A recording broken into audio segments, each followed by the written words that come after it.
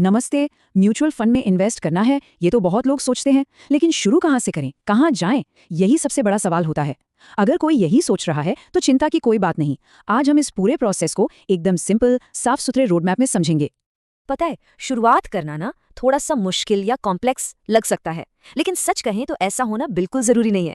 हम क्या करेंगे, इस पूरे प्रोसेस को ना स्टेप बाय स्टेप आराम से ब्रेक डाउन करेंगे, ताकि कोई भी आसानी से पूरे कॉन्फिडेंस के साथ अपनी इन्वेस्टमेंट जर्नी शुरू कर सके। तो चलिए शुरू करते हैं। सबसे पहला और सबसे जरूरी कदम है तैयारी। बिल्कुल वैसे जैसे किसी सफर पर जाने से पहले हम अपना सामान पैक करते हैं, है ना?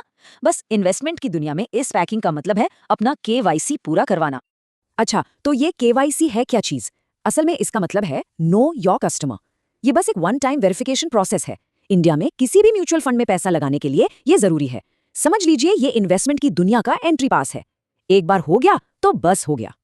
और इस प्रोसेस के लिए ना बस 3 चीजें चाहिए: पैन कार्ड, आधार कार्ड और बैंक अकाउंट की डिटेल्स, जैसे अकाउंट नंबर, IFSC कोड वगैरह। जैसे ये डॉक्यूमेंट्स तैयार हैं, आगे बढ़ने के लिए आप बिल्कुल रेडी हैं।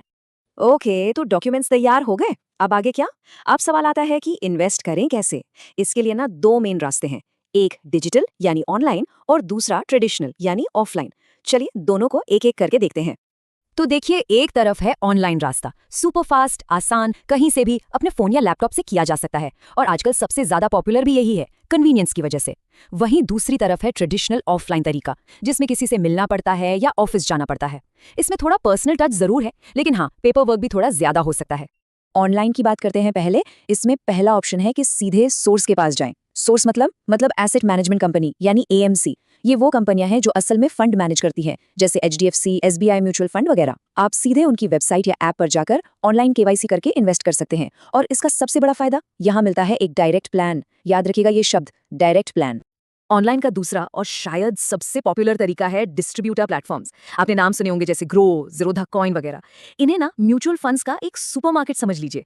एक ही छत के नीचे अलग अलग कंपनियों यानी अलग अलग AMCs के सारे फंड्स मिल जाते हैं। आप कंपेयर कर सकते हैं, खरीद सकते हैं और सब कुछ एक ही जगह मैनेज कर सकते हैं। काफी आसान हो जाता है सब। अच्छा, अब एक बहुत जरूरी बात पर आते हैं। एक ऐसी चीज जो सीधे रिटर्न्स यानी कमाई पर असर डालती है, और वो है डायरेक्ट प्लान और रेगुलर प्लान के बीच का फर्क। ये समझना, कहना पड़ेगा, बहुत ही क्रूशियल है। देखिए, सारा खेल एक चीज का है, कमीशन।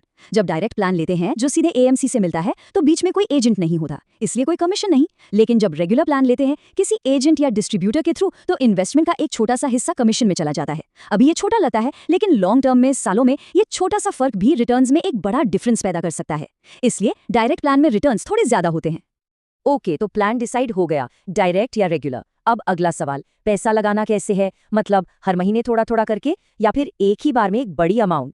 यहाँ दो तरीके हैं। पहला है SIP यानी सिस्टमैटिक इन्वेस्टमेंट प्लान। इसको ना एक मैराथन की तरह समझिए। हर महीने एक फिक्स्ड अमाउंट धीरे धीरे कंसिस्टेंटली इन्वेस्ट करते रहते हैं। ये सैलरीड लोगों के लिए और डिसिप्लिन तरीके से वेल्थ क्रिएट करने के लिए परफेक्ट है।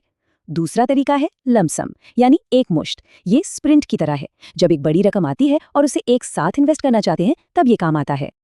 और पता है सबसे अच्छी बात क्या है? शुरू करने के लिए ना लाखों रुपए नहीं चाहिए। ये सोचना कि इन्वेस्टिंग सिर्फ अमीर लोगों के लिए, बिल्कुल गलत है।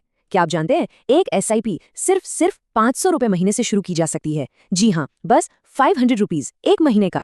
तो अब हम आते हैं सबसे सबसे इंपॉर्टेंट सवाल पर। इन्वेस्टमेंट को ना एक मकसद से जोड़ना बहुत जरूरी है। आपका क्यों, आप इन्वेस्ट कर क्यों रहे हैं, यही डिसाइड करेगा कि क्या खरीदना चाहिए। बिना गोल के इन्वेस्ट करना बिल्कुल वैसा ही है जैसे आप एक ट्रेन में बैठ गए पर आपको पता ही नहीं कि जाना कहाँ है। तो एक मिनट के लिए सोचिए, आखिर इन्वेस्टमेंट का गोल क्या है? क्या एक इमरजेंसी फंड बनाना है, या फिर कहीं घूमने जाने के लिए पैसे जोड़ना है, बच्चों की पढ़ाई, या फिर अपने रिटायरमेंट की प्लानिंग? इस क्यू का जवाब ही ना एक कंपास की तरह है, जो सही फंड की तरफ इशारा करेगा। मान लीजिए गोल शॉर्ट टर्म है, जैसे अगले 1 से 3 साल में पैसों की जरूरत पड़ सकती है, इमरजेंसी फंड या गाड़ी के लिए डाउन पेमेंट। ऐसे में ऐसी जगह पैसा लगाना चाहिए जहां रिस्क कम हो, इसलिए डेट फंड्स एक अच्छा ऑप्शन माने जाते हैं। इनका फोकस सेफ्टी और स्टेबिलिटी पर होता है। लेकिन अगर गोल लॉन्ग टर्म है, 5 साल या उससे भी ज्यादा, जैसे रिटायरमेंट की प्लानिंग या बच्चों की हायर एजुकेशन, तो फिर ऐसे फंड्स देखे जाते हैं जिनकी ग्रोथ पोटेंशियल ज्यादा हो, जैसे कि इक्विटी फंड्स या इंडेक्स फंड्स, क्योंकि लंबे टाइम में ये ज्यादा वेल्थ क्रिएट करने में मदद कर सकते हैं।